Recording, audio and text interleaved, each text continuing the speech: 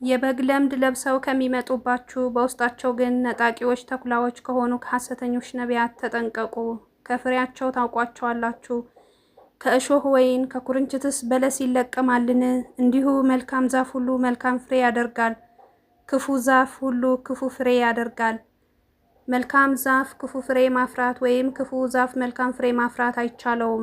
መልካም ፍሬ የማያደርግ ዛፍ ሁሉ ይቆረጣል፣ ወደ እሳትም ይጣላል። ስለዚህ ከፍሬያቸው ታውቋቸዋላችሁ። በሰማያት ያለውን የአባቴን ፈቃድ የሚያደርግ እንጂ ጌታ ሆይ የሚለኝ ሁሉ መንግሥተ ሰማያት የሚገባ አይደለም። በዚያን ቀን ብዙዎች ጌታ ሆይ በስምህ ትንቢት አልተናገርንምን? በስምህስ አጋንንትን አላወጣንምን? በስምህስ ብዙ ታምራት አላደረግንምን? ይሉኛል። የዛን ጊዜም ከቶ አላውቃችሁም እናንተ አመፀኞች ከኔ ራቁ ብዬ እመሰክርባቸዋል። የማቴዎስ ወንጌል ምዕራፍ 7 ከቁጥር 15 እስከ 23